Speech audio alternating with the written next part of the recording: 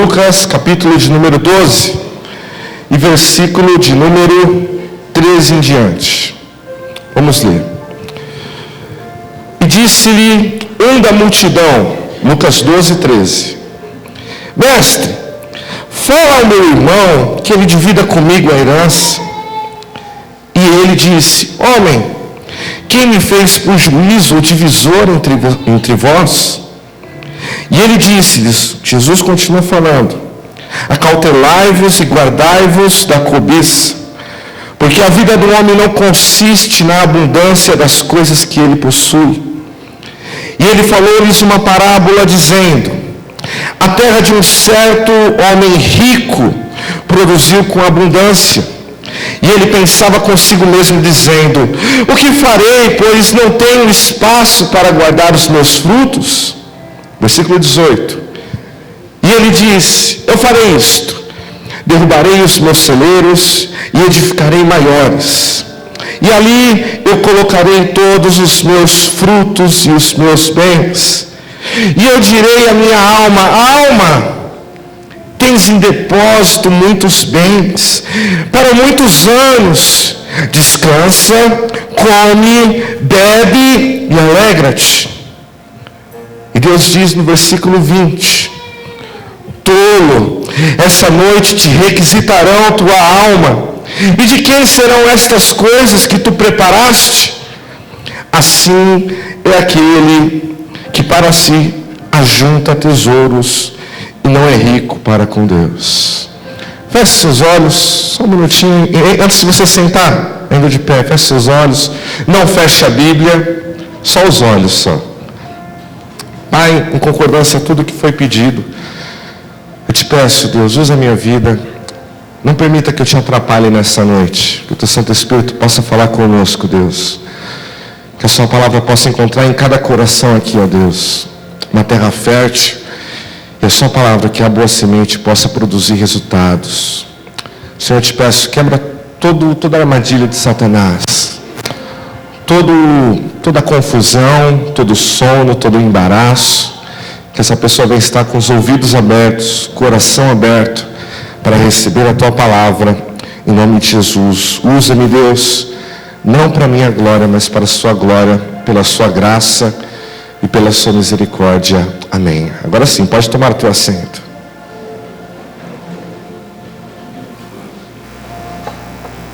Glória a Deus. Todos me ouvem? O pessoal do fundão me ouve? Amém. Perdão, eu não estou muito legal da garganta. Depois de domingo ter cantado e ainda ter pregado, a voz não está ajudando muito. Qualquer coisa, Ulisses, você dá um grau aí, se for necessário, tá bom? Glória a Deus. Nosso primeiro encontro aqui do House of Teens, colônia de férias. Tema: perca o controle. Eu e Ulisses, quando a gente estava tentando chegar a um consenso, qual seria o tema, a gente falou: mantenha o controle. Não, eu falei: não, eu quero falar perca mesmo. Antes que você pense, antes que alguém pense isso, não é uma mensagem falando sobre controle emocional, não é algo falando sobre domínio próprio, até porque seria totalmente inviável falar para você perder esse controle e sair daqui que nem um louco, maluco. Amém? É um outro tipo de controle. Então, mais para frente você vai começar a entender um pouco melhor. Mas vamos ao texto que nós começamos e que nós lemos aqui. Era de costume na época que as pessoas que tinham pendências jurídicas, elas se achegassem até os rabinos, os mestres daquela época, e levassem até eles os seus problemas na justiça, e eles julgariam. Esse um da multidão, que não lhe diz nome, não diz que se ele estava com mais alguém, ele diz que está com um problema, que ele quer que Jesus entre no meio ali da discussão entre ele e o irmão e divida a herança por igual. Porém, Jesus, ele se nega a fazer isso. Mesmo sendo mestre, mesmo alguns reconhecendo ele como rabi, ele se nega porque Jesus sabia que o problema desse homem com o seu irmão não era uma possível injustiça com relação à herança. Mas o problema era a ganância, a avareza, a cobiça. Se você for olhar e for fazer uma reflexão bem prática, tudo que nós lemos está relacionado à cobiça, está relacionado à avareza, e não, isso não tem muito a ver com o tema de hoje. Mas Alex, então por que nós lemos o texto que nós lemos? Porque quando eu estava meditando no que eu ia pregar, eu fiquei pensando, eu lembrei desse texto, eu fui para esse texto, eu comecei a ler ele novamente, e algo me chama muita atenção nesse texto, que é o versículo 19. Você quer ler comigo? Vamos ler de novo aqui, ó, versículo 19. É esse homem da parábola dizendo: e eu direi à minha alma: alma, tens em depósito muitos bens para muitos anos. Descansa, come, bebe e alegra-te. Esse homem era um homem rico, que já não tinha mais espaço para guardar toda a sua riqueza, a ponto dele falar assim: olha, não vou construir outro celeiro, vou derrubar o que eu tenho, construirei um maior ainda e guardarei toda a minha riqueza ali. O que nós podemos observar e tomar para a gente que esse homem era um cara sozinho.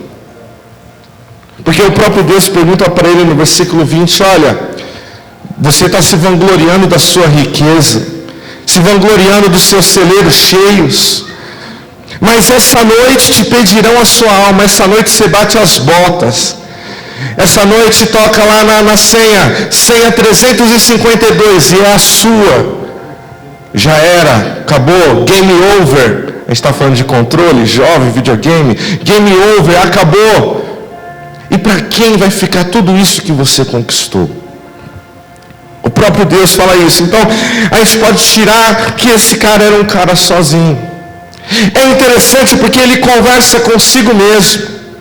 Hoje em dia, um rico, um milionário, ele tem os seus assessores, tem os seus conselheiros, tem pessoas ricas que têm os seus coachings financeiros, coachings sentimentais e por aí vai, são os treinadores.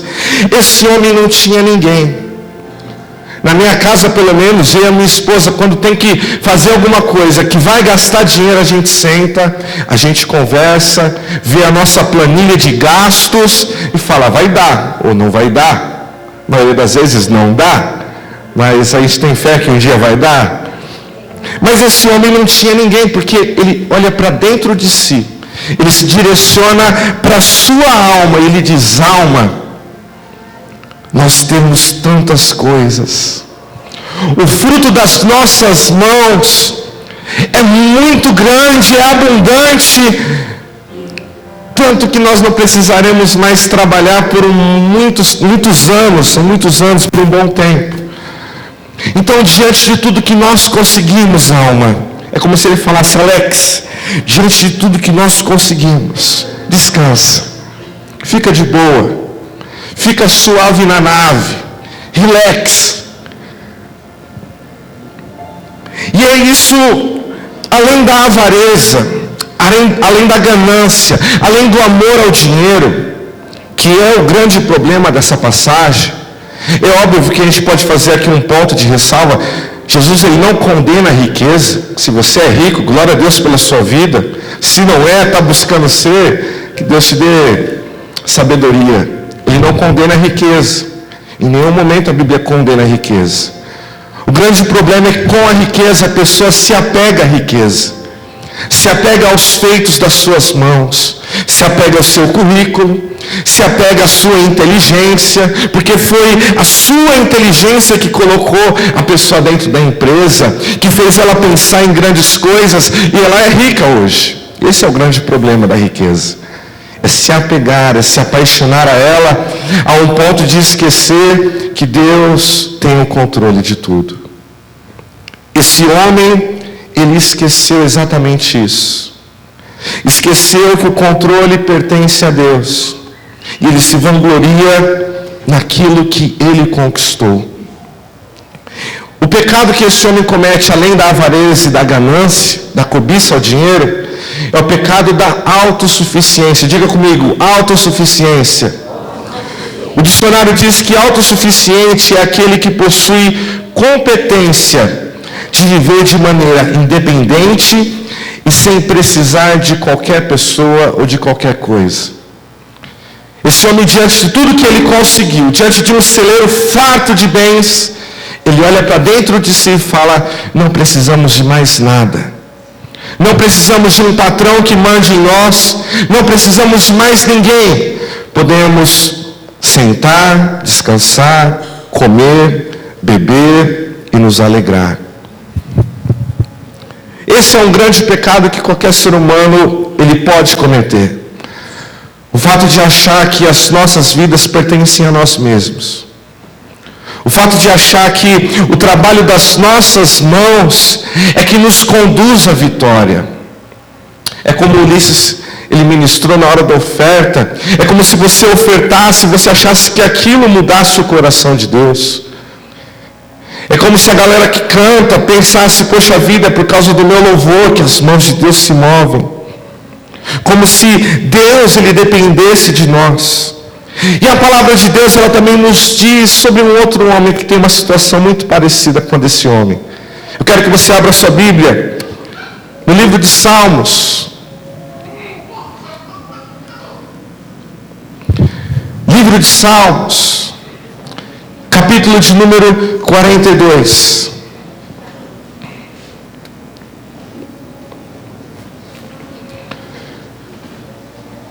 Antes de nós virmos aqui para Salmos, deixa eu te falar uma coisa.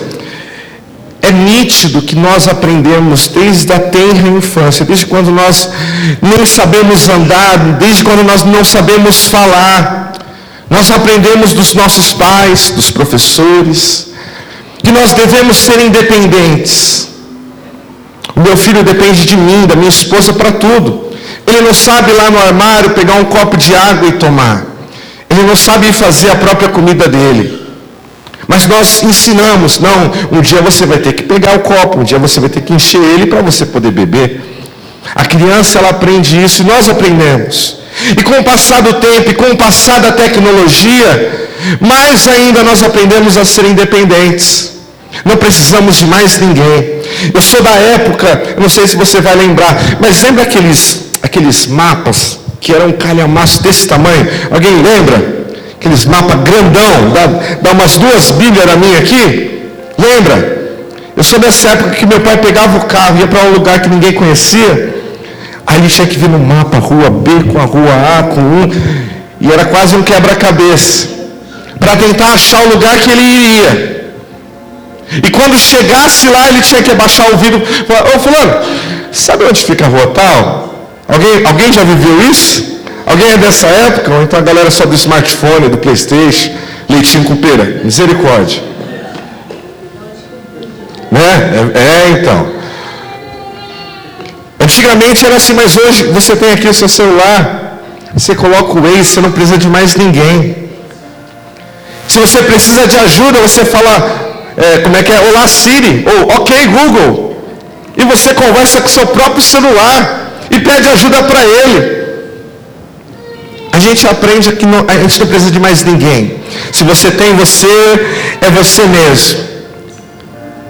Dizem que a teologia do coaching funciona assim. É a pessoa que ouve que tudo está aqui, ó. Tudo está na sua mente. Você é um derrotado? É porque você pensa assim. Porque se você pensar que é um vitorioso, você se torna um vitorioso. Quem dera fosse fácil assim, não é verdade? Essa teologia da prosperidade mascarada, como alguns dizem, é o fato de você pensar que tudo depende de você. Olha, porque se eu me especializar e eu assistir algumas ministrações, workshops, eu vou aprender a ser um cara milionário, multimilionário, que nem a Betina. Lembra da Betina? Quem? Lembra? Olá, meu nome é Betina, tenho não sei quantos milhões, eu comecei com R$1.000, né? É fácil assim. Esse cara que nós lemos da parábola de Jesus, com certeza nos nossos dias seria um fenômeno. Rapaz, esse cara, ele estaria na capa da Forbes, aquela revista só dos milionários. Ele faria vídeos para o YouTube, com certeza, falando assim: olha, como enriquecer da noite para o dia. que são os vídeos que mais tem visualização.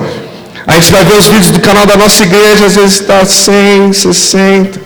Mas pega esses vídeos que, olha, seja rico. Ixi, passou dos milhões. Porque todo mundo quer ser rico, e ainda mais sendo fácil assim.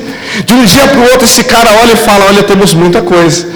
Vamos destruir tudo e vamos construir um celeiro maior ainda para colocar tudo que nós vamos conquistar. Esse cara seria um fenômeno. Infelizmente, ele estaria pregando em algumas igrejas. Infelizmente. Mas a Bíblia fala também de um outro homem, que tem uma situação muito parecida com a desse que nós lemos, que está no Salmos 42. Agora sim, vamos lá. Versículo 11, apenas o versículo 11. Você vai ver que tem algo semelhante. O salmista diz assim, Salmos, de número 42, versículo 11. Por que estás tu abatida, ó minha? Te lembra alguém? E por que estás tu inquieta dentro de mim? Espera em Deus, pois ainda o louvarei, que é a saúde do meu semblante e meu Deus. Não parece? Não parece quase a mesma conversa que aquele homem rico, na parábola que Jesus contou, teve consigo mesmo? Aquele homem diante dos seus bens olha para si e fala, descansa, come, bebe e alegra. Fique alegre. O salmista, se você for ler o Salmo 42 e 43, você vai ver que é um salmo de agonia, de tristeza. Em algumas partes, o salmista fala de lágrimas, como a alma dele está abatida. Por 3 vezes, entre o Salmo 42 e 43, ele diz a mesma coisa. Por que estás abatida, minha alma? E por que te inquietas de dentro de mim? Os dois falaram para si mesmos, os dois olharam para dentro de si e falaram, alma. E aí, você está aí? Está me ouvindo? Alma? Está me ouvindo? Alma, pode falar, sou todo ouvidos. Aquele homem falou assim, alma, temos muitos bens. O salmista olha para dentro de si e fala, alma, porque você ainda está inquieta? Aquele homem fala assim, descansa, porque nós temos muitas coisas para muitos anos, e podemos descansar baseado nisso, naquilo que nós conseguimos, alma. O salmista olha para dentro de si e fala, alma, você está inquieta, mas espera, mas não no fruto das nossas mãos, mas espera em Deus. Aquele homem fala, come, bebe e alegra-te. O salmista diz, alma, nós ainda vamos louvar ao Senhor. Alex, tá? Por que nós chegamos até aqui? O salmista, ele entendia o seu lugar, o seu papel no mundo. O salmista sabia que nada dependia das suas mãos. Porque se dependesse das nossas mãos, alguém ficaria triste? Você ficaria triste? Se a sua felicidade dependesse de você, você acordaria um dia e falaria, nossa, hoje eu estou afim de uma bad, bater uma tristeza, quero ficar triste o dia todo. Você falaria isso? Se tudo dependesse de você, você escolheria viver um dia ruim? Você escolheria sair de casa com o seu carro e bater o carro? Alguém escolheria isso? Ainda bem, porque se escolhesse uma oração forte de libertação aqui. Que aí, pelo amor de Deus, não está muito bem na cabeça. Mas se tudo dependesse de nós, se tudo estivesse sob o nosso controle, ninguém escolheria ser triste. Quem é casado aí? Levanta a mão, está com vergonha? Eu sou. Já está triste assim? Misericórdia! Você escolheria brigar com seu marido? Assim, nossa, hoje, tudo bem que às vezes eu desconfio das mulheres. Às vezes eu acho que elas acordam, está tudo muito bem. Os irmãos podem dizer um amém? Aí, olha, um amém forte. Mas não, vamos ignorar essa parte. Você acorda falando assim, nossa, eu vou caçar alguma briga hoje. Não, ninguém faz isso. Pelo menos em sã consciência ninguém faz isso. Não, a culpa é da TPM, não, irmã. É sua culpa mesmo. Não coloca a culpa na TPM. Ninguém escolheria, se dependesse de nós, ficar sem dinheiro no mês. Você escolheria isso? Nossa, não vejo a hora de receber meu salário e torrar ele tudo em uma hora. Alguém escolheria? Misericórdia, ninguém escolheria. Aquele homem acreditava sim, o homem da parábola, que tudo dependeu dele, que são as obras das suas mãos, o fruto do seu trabalho, o fruto da sua inteligência, o seu esforço, que trouxe todos aqueles bens e que agora ele pode descansar nisso. O salmista não, ele sabia que não dependia dele, o controle não estava nas mãos dele. Quando a gente começou a falar, Ulisses, sobre controle e tal, eu lembrei do que acontecia comigo. Eu gosto de videogame, até hoje eu gosto de videogame, infelizmente não consigo jogar tanto, por causa de trabalhar longe e estudar e tudo mais, e ter família, não dá para jogar o tanto que eu queria. Por mais que a minha esposa fale que eu jogo muito, aí não é tanto que eu queria. E se você estiver pensando, videogame é do diabo, se ele comprou com dele, colocou o CPF, na nota fiscal paulista, o CPF dele, aí é dele, ele comprou. Agora o meu, eu fui lá, comprei com o meu dinheiro, o meu CPF, eu te mostro o cupom e falo que o meu videogame é meu. É Coca-Cola do diabo, não, do diabo você vai lá no bar e compra. Né? Do diabo eu acho que aquelas Coca-Cola de R$12, a de 1,5 litro, você fala, misericórdia, não, só é o diabo que está colocando aqui. Né? Pelo amor de Deus, vamos baratear a Coca, vamos fazer uma campanha aqui no YouTube. Coca-Cola, antes que desvirtuem a minha frase.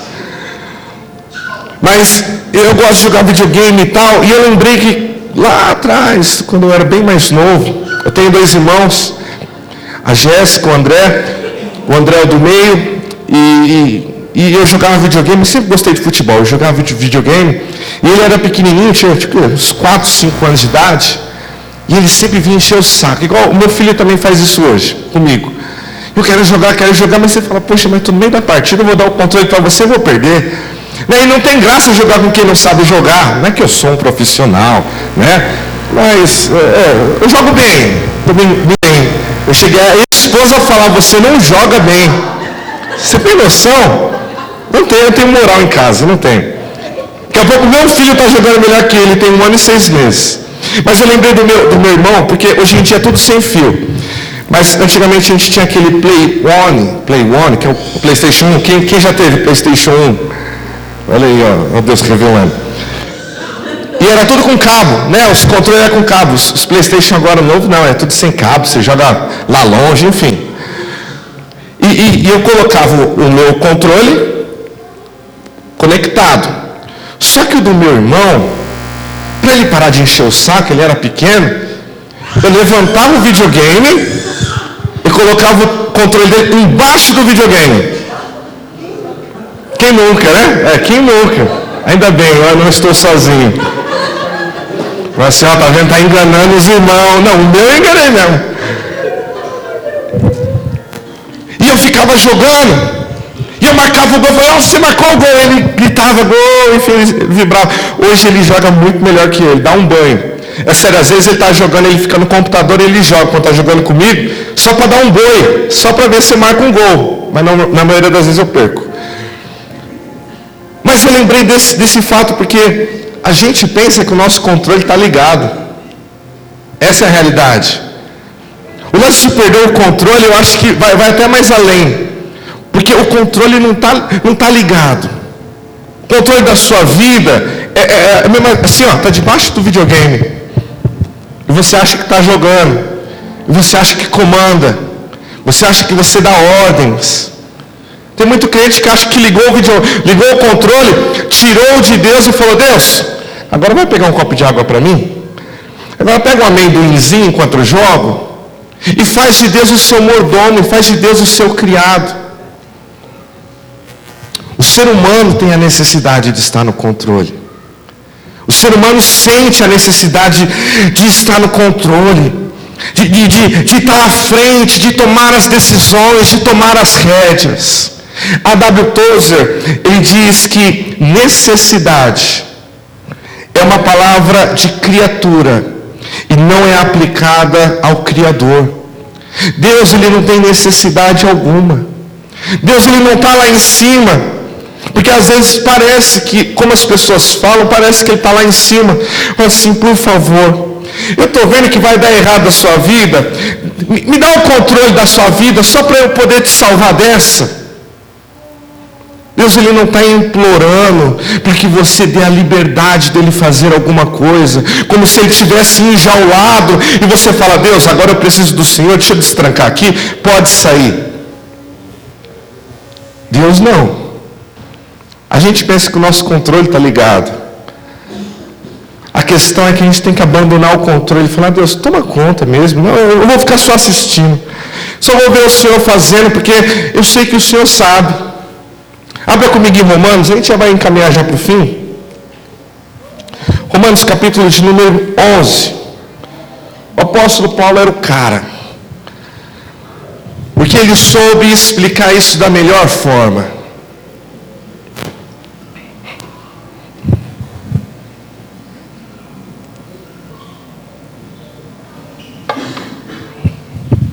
Romanos 11, capítulo 11, versículo 33.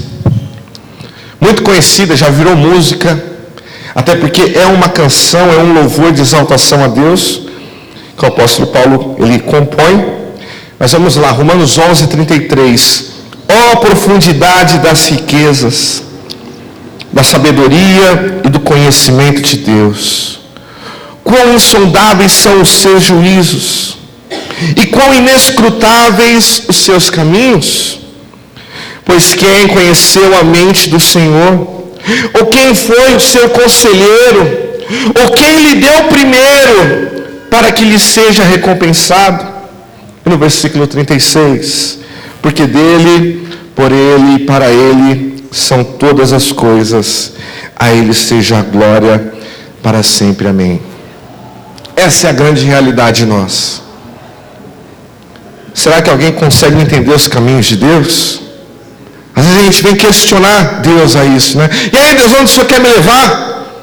Estava tudo dando certo, aí parece que descambou. Mas alguém entende os caminhos de Deus? Alguém acha que fez algo para Deus, para que Deus olhasse do céu e falasse: verdade, vou retribuir. Como foi falado, né? A gente pensa que as coisas que nós fazemos aqui, materialmente, que a gente levanta a mão, né? Aquele negócio, não, é quando você ajoelhar, Deus levanta do trono, como se Ele estivesse lá no céu dependendo de mim e de você. Será que alguém fez algo para Deus, para que Ele olhasse do céu e falasse: olha, eu preciso retribuir, me fez um favorzão? O controle das nossas vidas, o que está nas nossas mãos está desligado. Aí é mais fácil você perder ele mesmo. Agora, quem controla a nossa vida é exatamente esse que, porque dele, por ele, para ele são todas as coisas. Nada impede você de levar até a Deus aquilo que você precisa. Nada impede de você se ajoelhar e falar: Deus, eu gostaria tanto que fosse para esse caminho. Eu gostaria tanto que as coisas dessem certo aqui, ou sei lá.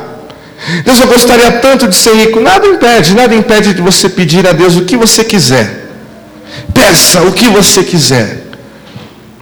Porém, nada impede que a vontade de Deus seja feita. Cristo Jesus, quando andou sobre a terra, no livro Conhecimento do Santo, foi até o livro que eu tirei essa frase do W. Tozer, ele fala que Cristo andando sobre a terra, a humanidade de Cristo não foi para provar que Ele era um ser divino, de outro planeta, inalcançável. Foi para mostrar exatamente um ser humano perfeito. Porque Ele sofria as mesmas tentações que nós sofremos. Porque Cristo, Ele sofreu, Ele se machucou, Ele sentia dor, sentia frio, sentia fome, sentia vontade de chorar, assim como qualquer um aqui. Mas Ele sabia que quando Ele precisasse de alguma coisa, Ele dobrava os joelhos dele, Ele orava ao Pai. E a oração do Getsemane nos mostra exatamente isso. Ele pedindo a Deus uma coisa que Ele gostaria, ou melhor, que Ele não gostaria. Afaste de mim esse cálice, mas que não seja feita a minha vontade sem a sua. Só para a gente finalizar, abra comigo em Mateus 6.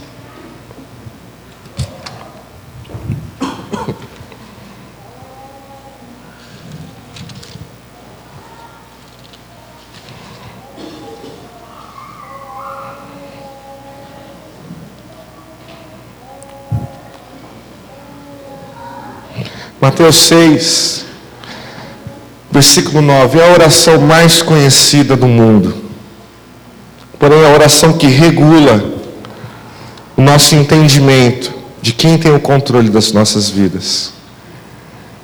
Orai, pois, da seguinte maneira, versículo 9, Pai nosso que estás no céu, santificado seja o meu nome, Alex, não, seja o teu nome.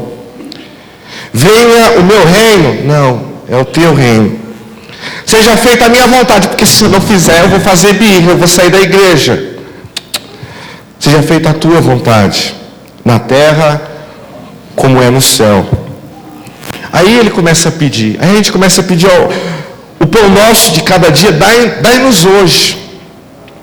Perdoa as nossas dívidas, como nós perdoamos aos nossos devedores. E não nos conduza, ou não nos deixe cair em tentação, mas livra-nos do mal. E novamente nós vemos praticamente a mesma citação de Romanos 11:36. Porque teu é o reino, porque tua é a glória e o poder para sempre. Amém. Quem tem o controle da sua vida é Deus, irmão. O convite dessa mensagem é para que a gente pare de querer nos impor contra a vontade de Deus. Pare de querer bater de frente ou querer colocar Deus na parede. Eu já ouvi pregador falando isso. Você tem que colocar Deus na parede, pelo amor de Deus. Onde que a criatura consegue fazer isso? Meu filho tem 1 ano e 6 meses. Ele não tem nem força para fazer isso. A gente diante de Deus é tão pequeno. Você acha que você consegue barganhar com Deus? Se tudo que você tem vem dele, por que você está oferecendo algo que é dele? Eu te entrego a minha vida, Deus, se o Senhor abrir uma porta de emprego, mas a sua vida é dele. E a porta que ele vai abrir, também é ele que vai abrir. Que nós paremos de ser insistentes, a ponto de ficarmos cegos, e não enxergarmos que Deus tem o controle de tudo. Em nome de Jesus. Se coloque de pé no seu lugar.